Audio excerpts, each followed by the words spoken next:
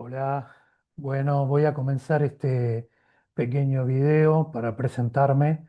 Mi nombre es Nicolás Rodríguez Juele, soy dibujante, artista, historietista y lo que voy a hacer ahora es compartir con ustedes mi trabajo, un poco hacer un recuento, una historia, pequeño relato de mi trayectoria. Y para eso voy a empezar aquí con esta imagen que ven. Y bueno, estamos hablando de mi principal proyecto historietístico, cuya primera época se remonta a fines del siglo XX, eh, cuando realicé, digamos, las primeras páginas de lo que sería esta saga con un personaje que es un charrúa, un indio charrúa, cuyo nombre es Muxica, ese nombre tan particular que trae muchas sugerencias a personalidades políticas del Uruguay, que en su momento no lo eran. Cuando surge la historieta, digamos que la principal referencia que podría ser el Pepe Mujica no era una personalidad tan notoria, porque a fines del siglo XX, en el año 98, él apenas era un diputado. Igual dentro de la historia hay toda una alusión al por qué un indio charrúa lleva un apellido español. Es prácticamente parte del argumento principal. De alguna forma también hay un homenaje a Mujica, sin duda.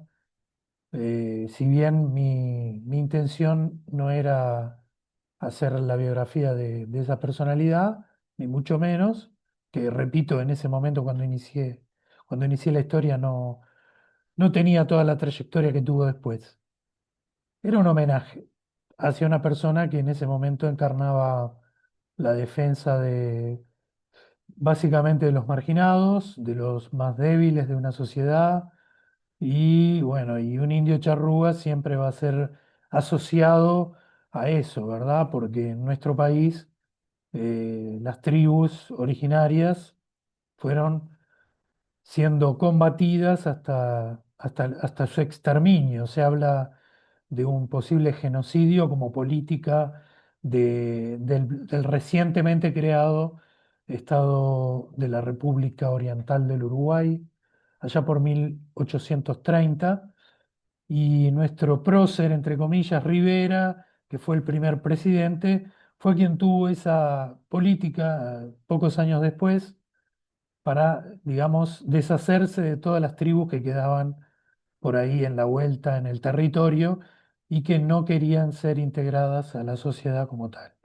No se pensó en otra política que no fuera la reducción completa, la separación de esas familias, la muerte o prisión de todos los varones que estuvieran alzados y en capacidad de guerrear, y la entrega de las familias, de las madres y los niños, a familias blancas, montevideanas fundamentalmente, para trabajo doméstico y en una cualidad que no era de esclavitud, porque en ese momento no se hablaba de esclavitud en Uruguay, pero sí de una especie de agregación a las familias en calidad de criados y bueno, sin muchas perspectivas de desarrollo social. Así que los charrúas desaparecieron. Esta historieta presenta un personaje que es un indio charrúa que en realidad sobrevive escondido en el monte. No es parte de esas últimas batallas, si bien es una persona joven, 30 y pico de años, a la época del exterminio, y que además había sido guerrero durante las batallas de la independencia. Pero estaba escondido porque, bueno, por las distintas situaciones, la derrota de Artigas a manos de los brasileros, primero de los portugueses, después de los brasileros, este indio se esconde en el monte y de ahí no sale hasta que da inicio esta historia, que en realidad como historieta es tangencial a la historia política. O sea, esta es una novela histórica que se centra en el personaje y en sus peripecias personales, con otros personajes que son nunca el ejército. El ejército prácticamente no aparece. Lo que aparece sí son algunos caudillos, fundamentalmente el otro gran caudillo de esa época, que es Oribe, que va a ser luego el rival de Rivera y va a protagonizar la Guerra Grande.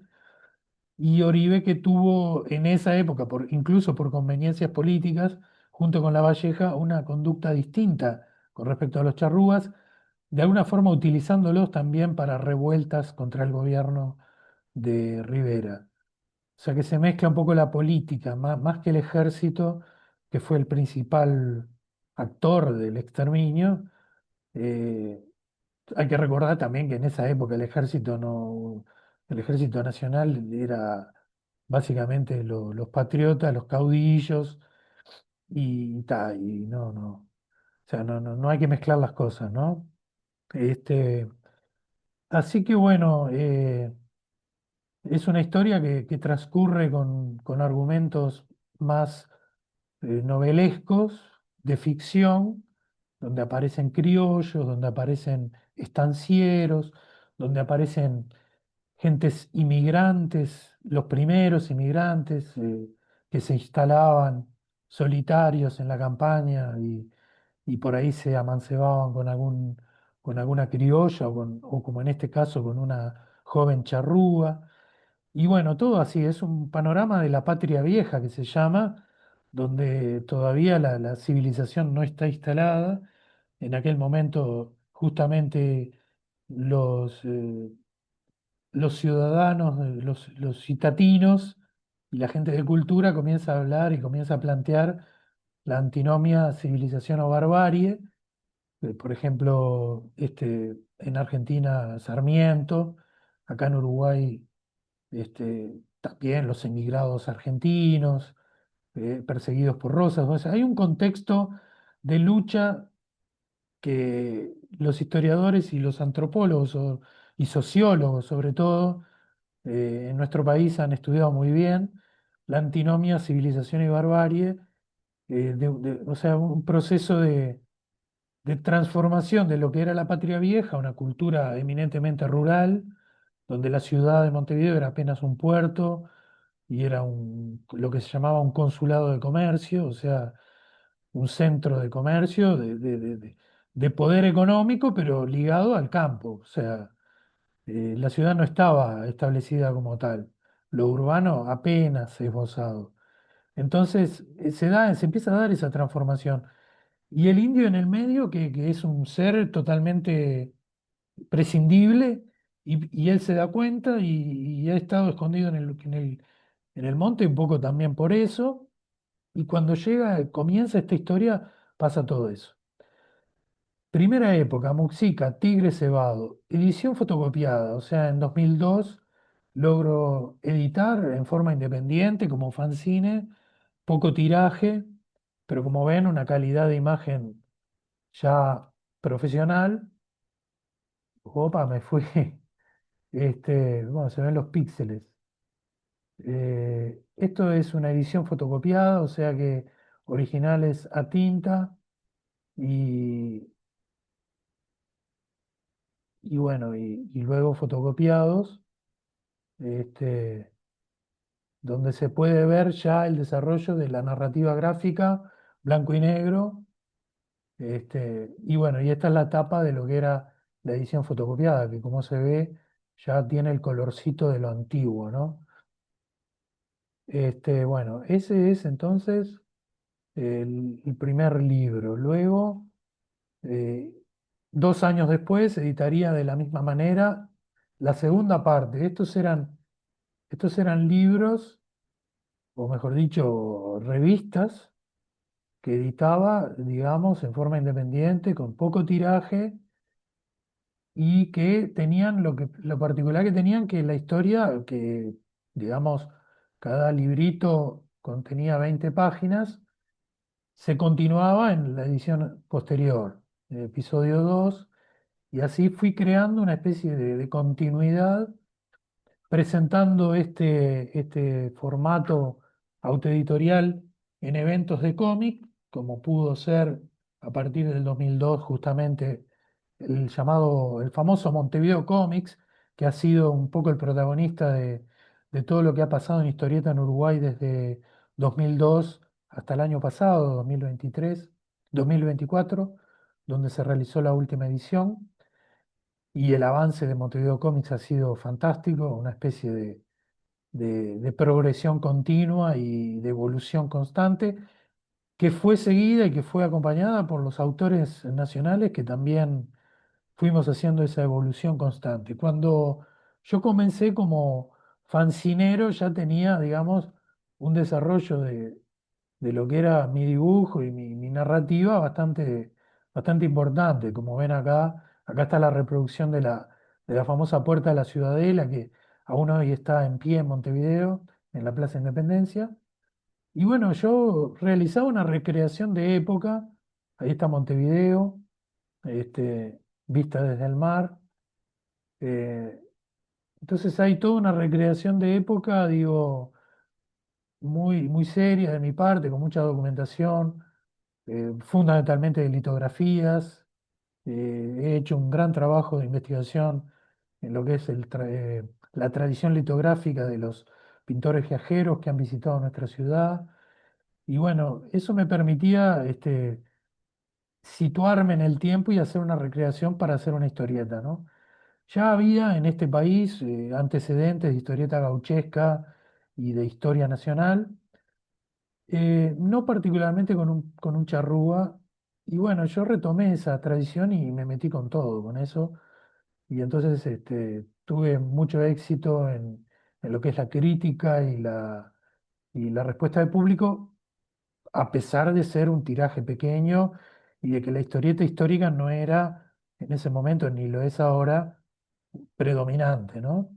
Entonces, simplemente, bueno, fui haciendo lo mío, como siempre, por fuera de todo lo que puede ser el mainstream y la moda.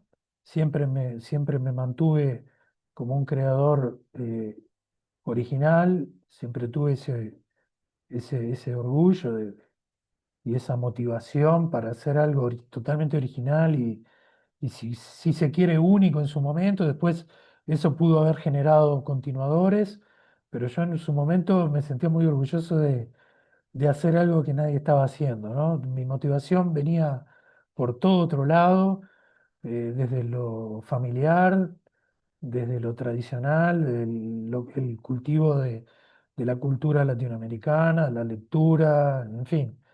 Tenía mucha motivación para hacer lo que hice.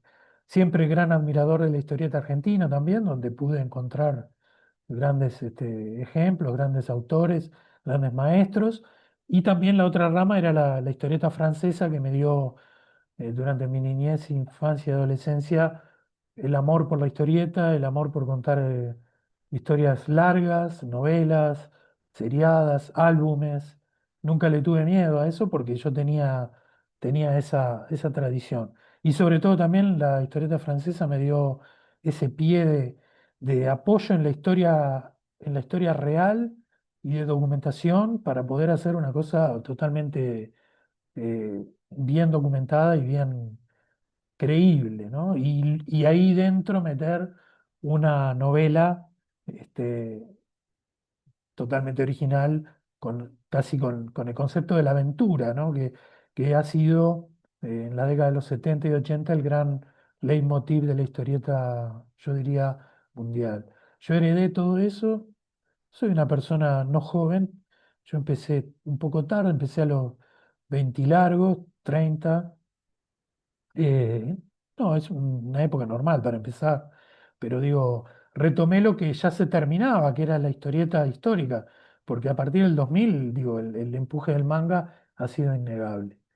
Bueno, yo seguía entonces haciendo mis historietas, llegábamos a 2006, año clave, presentaba en Montevideo Comics el tercer capítulo de los cuatro que conformaban esta historia, y allí aparece otro actor importante en el contexto de la historieta nacional, que es a través de del Ministerio de Cultura la creación de un fondo concursable para la cultura, o sea, la posibilidad de obtener fondos económicos a través de concursos en distintas ramas, en distintos rubros, y allí aparece el relato gráfico como toda una novedad, y allí los que estábamos trabajando de esta manera nos tiramos de cabeza porque sabíamos que de alguna forma ese fondo venía a responder a todo un esfuerzo que estábamos haciendo. Yo no soy el único que en esa época estaba trabajando de esta manera.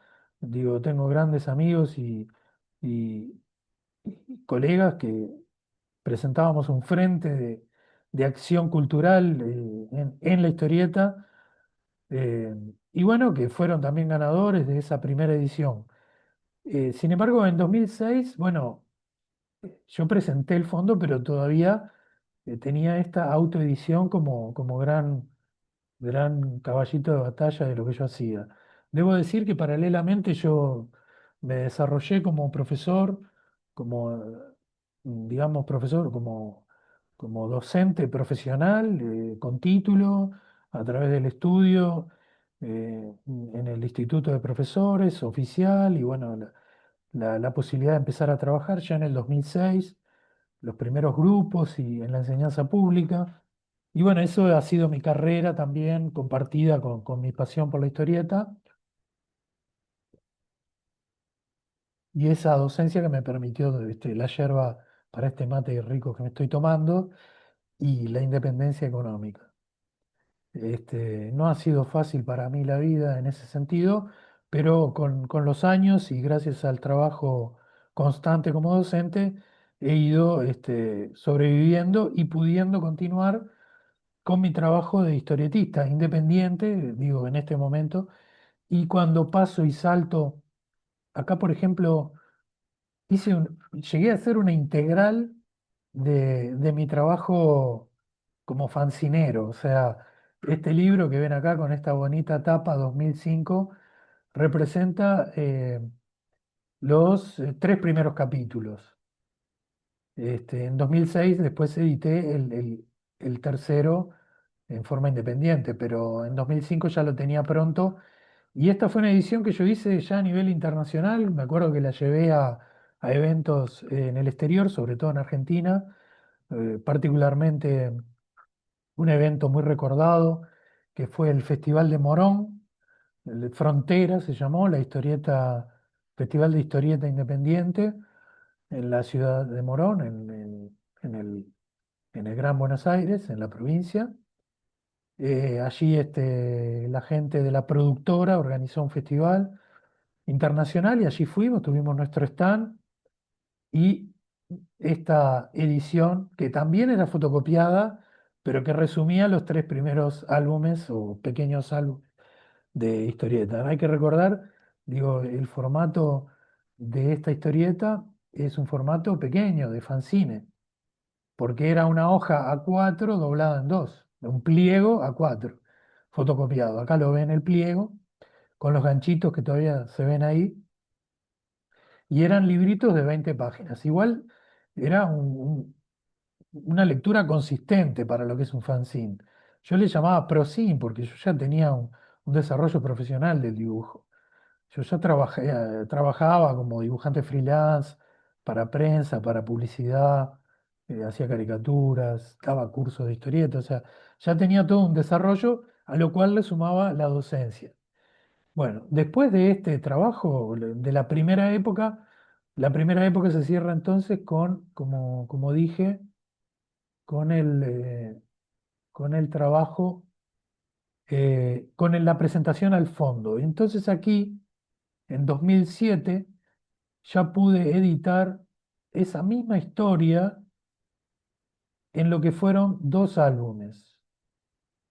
Primer arco argumental, Muxica, la historieta charrúa, o sea, capítulo uno Tigre Cebado, 2007, y capítulo 2 El Entrevero, 2008. Como ven, ya esto es una edición offset, un tiraje pequeño, 500 ejemplares.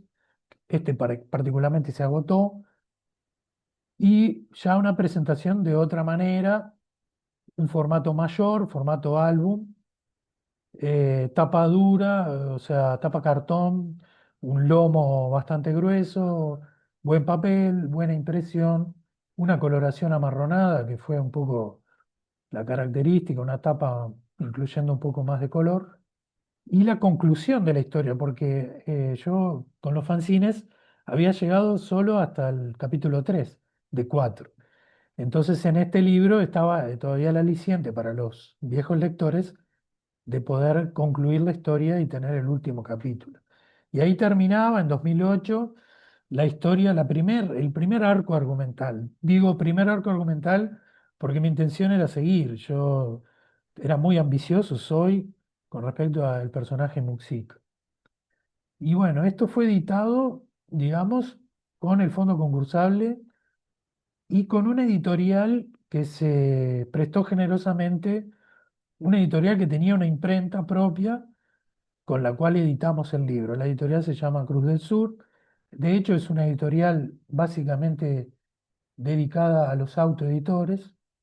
Y bueno, en su momento fue muy útil y después tuvimos que pelear también la difusión, la distribución en librerías. Y eso se hizo también gracias al conjunto de autores que entre todos logramos generar un frente común y lograr entrar en las distribuidoras y que nos dieran corte, ¿no? Porque el nivel editorial en el Uruguay es, para lo que es el mercado, es muy abundante, muy nutrido y corres el peligro de que tu libro llegue y esté un día en la vidriera por gentileza y si no se vendió ese día ya pase a las, ¿cómo es? A los archivos, ¿no? Y quede un poco soterrado por allá atrás. A lo largo del tiempo, 2008 estamos hablando, el fondo concursable siguió editando además libros, cómics, y por lo tanto el mercado de historieta nacional creció en forma exponencial, siempre presentándonos en colectivo. En algún momento se creó la AUCH, que es una asociación de autores que nuclea a la gran mayoría de los autores de historieta uruguayos, mitad profesionales, mitad amateur, pero con cuya condición es tener un fanzine editado. Y bueno, sobre todo Montevideo Comics ha sido siempre el lugar para que Auch haya tenido un stand, pero ese stand se expandió y entonces después en la Feria del Libro, en la Feria Internacional también tener nuestro stand. Y allí se fueron mostrando todos esos libros que fundamentalmente reflejaban una edición de autor y una edición independiente. Recién sobre los últimos años, algunas editoriales, sobre todo Planeta, ha dedicado un espacio a los autores nacionales, generando un subsello de Planeta Libros, Planeta Comics. Y bueno, allí algunos de los autores nacionales han tenido la suerte de ser editados y reeditados, digo, sus producciones independientes. Después que terminé esta edición 2008, eh, dejé un poco música suspendido en el tiempo y me dediqué a otras cosas, a otros proyectos. Tuve ofertas que me llevaron hacia otro gran arco argumental que tengo y otra gran producción que la voy a contar en otro video. Eso pasó entre 2009 y 2010 fundamentalmente. Hice un viaje a Europa y bueno, realicé un trabajo para Europa bastante lindo, también independiente, también vinculado al Río de la Plata, que me llevó de 2010 hasta 2018, o sea, prácticamente 10 años. Y a partir de 2018 volví con el Indio Muxica. Si bien en 2015 ya empecé, pero 2018, digamos, puedo decir que había terminado esto que ven aquí, que es una edición para internet, o sea, ya en el formato pantalla digital, una edición digital para leer online que edité y presenté en mi blog, en el blog del Indio Charrúa. Así que allí comenzaba en 2015, 2018, en esos años, un segundo arco argumental, o sea, la segunda historia de Muxica, el Indio Charrúa. Como ven, es una edición a color, muy linda, lo que provocaba, o sea, lo que permitía internet, ¿verdad? Sin mucho gasto, poder introducir el color. Y son episodios, como ven aquí, 3 episodios, 3 capítulos, eh, que fueron hechos por mí y coloreados y dibujados por mí, de 20 páginas cada uno, igual que antes. Y, y ahí yo tenía la esperanza de volver a presentarme al fondo y luego de 3, 4, 5 episodios poder conformar un cuerpo de narrativa que pudiera ser editado. Eso sucedió en el año 2023. Allí pude presentar y editar el segundo arco argumental completo de Muxica, y esta es una historieta, digamos, que ya fue presentada en un solo libro, en formato apaisado, porque respeté el formato original, aunque eliminé el color para hacerlo factible, porque si no, no me iban a dar la plata. Y entonces fue nuevamente una edición monocromática, en este caso blanco y negro, o sea, radical. Quise volver al inicio y son 160 páginas, toda una historieta, 8 capítulos. Yo tenía 3 capítulos editados en internet y le sumé 5 más y logré una historia larga que sitúa al indio charrúa unos años después de la primera historia. Hay una cuestión cronológica y tiene como argumento principal la participación del indio en lo que es la Guerra Grande. De hecho, este gran tomo o esta gran historia vendría a ser la primera historia de dos que completarían la presencia del indio durante la Guerra Grande. El contexto entonces es histórico, es real, hay episodios reales, hay personajes reales, circunstancias reales, pero siempre con el personaje como un personaje de ficción, con otros personajes de ficción, y tratando de centrar la historia en peripecias que tengan que ver con un indio charrúa, o sea, que en realidad no tiene nada que ver la historia de un charrúa con la historia nacional, puesto que fueron totalmente dejados de lado. De hecho, no hay un solo personaje histórico charrúa que sea de alguna forma protagonista de historias, exceptuando aquellos que combatieron en los últimos momentos de existencia de la nación charrúa contra los criollos. Lo que sí hay son pequeños relatos y personajes que participaron junto a Artigas en la gesta artiguista. Esa historia todavía está por contar. Supongo que alguno la va a retomar.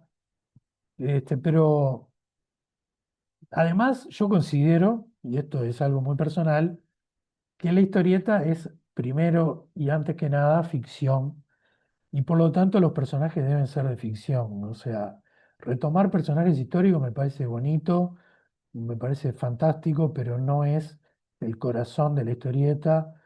A la larga no pincha ni corta. O sea, la historieta es historieta y los personajes deben vivir y existir dentro de ese mundo.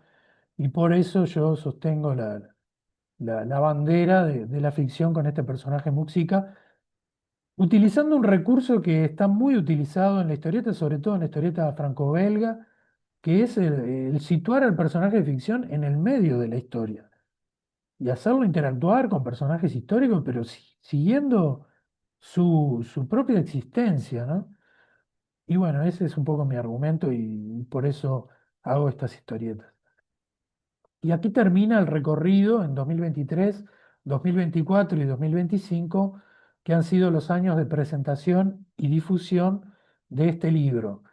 Debo decirlo para terminar que no me ha sido fácil. Yo diría que podría decir que este libro pasó desapercibido, lamentablemente, un poco también porque pasan los años y uno se desgasta en lo que es la actividad de promocionar, y porque ha habido una gran competencia, o sea, hay muchas generaciones de 2008 para acá, son tres generaciones que se han sumado y que han protagonizado, por suerte, la continuación del cómic.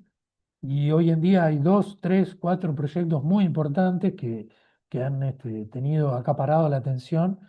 Y bueno, Muxica ha quedado relegado, ¿no? O sea, eso es así, pero no me preocupa mucho y de alguna manera considero que esto debe seguir y bueno, en la dimensión que pueda, buscando nuevos horizontes.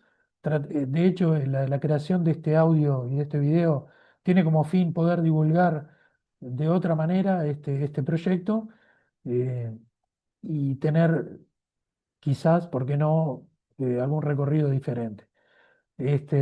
Así que bueno, esa es un poco la trayectoria del Indio Muxica, de mi trabajo como artista, eh, y digamos, podríamos llamarle mi nave capitana, ¿no? En esta navegación, en tierra, en aguas desconocidas, como es el mundo de la historieta hoy en día, el mainstream, o como quieran llamarle.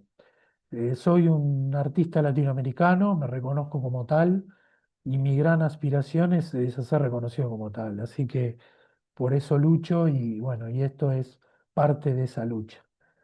Bueno, muy bien. Con respecto a la posibilidad de hacer contacto con toda esta producción, debo decir que en Montevideo y en Uruguay estos libros están en todas las librerías, por suerte, y que además también hay acceso a compra online de estos libros y que por otra parte yo también tengo mi stock en forma particular y lo difundo y lo comercializo por mi propia cuenta en eventos y allí donde puedo estar presente, también me dedico a venderlo y a promocionarlo y a venderlo con una dedicatoria y a interactuar con el público, con la gente, para que sea algo también rico y vivo y que la gente pueda conocer la obra y al autor. Cosa que hoy en día es muy importante porque no, no, no desconozco que las grandes editoriales promocionan a sus autores en forma personalizada. Así que, bueno, de alguna manera nosotros, quienes todavía no tenemos la suerte de contar con editoras, y nos manejamos en forma independiente, podemos hacer uso y no abuso de la buena voluntad de la gente y presentarnos como personas físicas. Así que bueno, un poco para cerrar, ese era el objetivo de este video. Espero que haya sido interesante y bueno, conectarse a través de los blogs, buscando en internet enseguida, con estos títulos aparecen los blogs y de allí la información y de allí la búsqueda de los libros por internet. Bueno, es todo. Muchas gracias.